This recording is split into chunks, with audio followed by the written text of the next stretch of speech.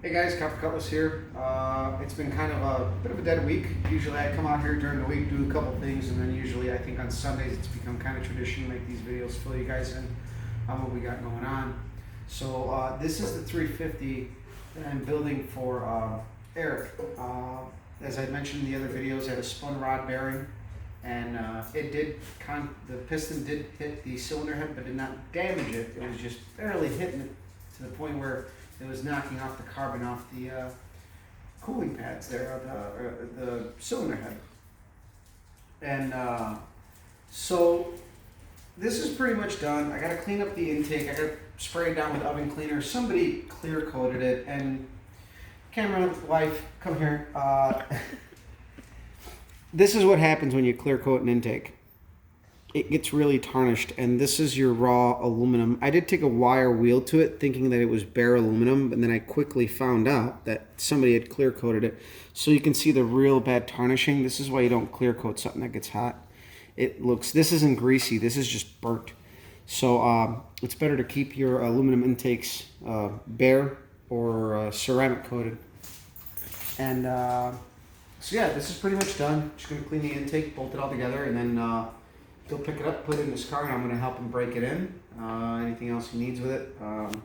Usually on things like this, I like to see them through until they're runners. Just because I've broken in a few engines, and they've all been pretty successful as far as through the break-in procedure. I've had most issues with my break-ins, not anybody else's, but we're going to get this thing broken in, and hopefully he'll be able to enjoy it at some point this year. He's been doing a lot of work to his car as well. And on the olds, our pizza tray, we had a really crazy hot week. Well, the weather strip adhesive that I used didn't work out as well as I thought it would, because I was putting it on foam. So it got absorbed in, and then it came unglued. So I got 2 stacks of wheels. I used the gray rigid RTV, which is like almost like window urethane. I didn't want to. I had this already here. I could have used window urethane, but I didn't. So I laid a nice bead, because you don't want this crap floating in your engine. So I laid a bead with a foam set in the middle, and now I got 2 wheels, the skinnies for these center lines, which I'll talk about in a bit. Putting weight on there so that it dries up and it binds up together a lot better. So hopefully that keeps it together. Same concept as what I talked to you guys about. We're figuring things out as we go, and I'm more than willing to be honest with you guys when something works and when something doesn't. I got my slicks mounted, got tubes put in them. Local shop, fairly priced, $50 to do the tubes. They had to clean them because I did snot them up, and I told the guy, I'm like, dude, I snotted them up. I ain't gonna lie to you. If you want to take the tires off, I'll clean them up, and then you can reinstall. He's like, nah, it's fine. So they cleaned everything up, powdered up the tires with talcum powder, how you're supposed to, so the tubes don't tear, and so they're good. And we're going to use them next time out, and hopefully we'll be able to make a clean pass. And then there's a couple things I'm on the fence about doing with the car. I bought some 3-inch header collectors. I think this X-pipe for my current combination might be a little bit restrictive, so we're going to go ahead and make 3-inch extensions. About 18 inches long, just so that we run the open headers.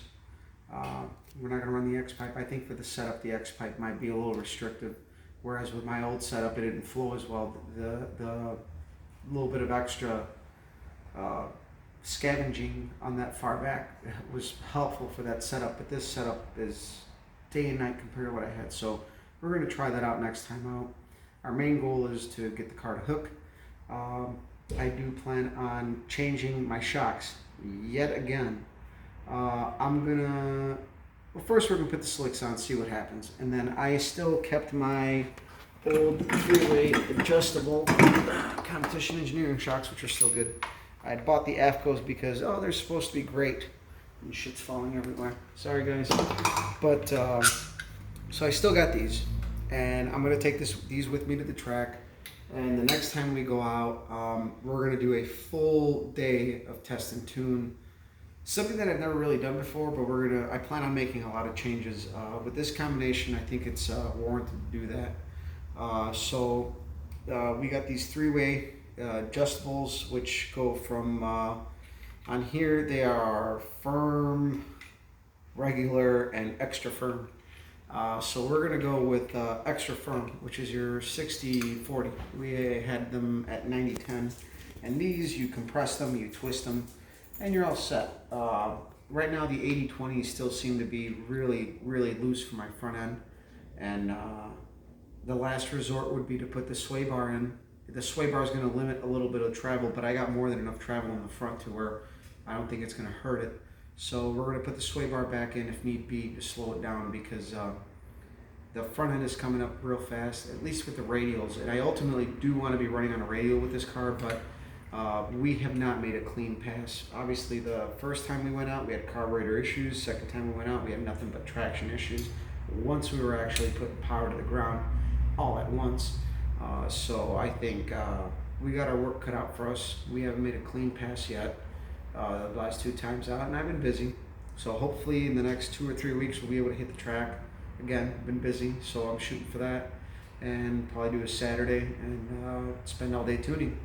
Hopefully we'll get some videos with you guys. I got something cool that I'm working on with a friend of mine to make a full kind of day's recording of that whole venture, start to finish, from loading to hitting the track. Give you guys a real world view of what it, a lot of people think that going to the track is like just a fun time, but it's actually a lot of work, whether you're testing or racing, depending on the kind of testing you're going to do. I mean, you can always just pull up, run in your car, and go home, but figuring out a combination is work. And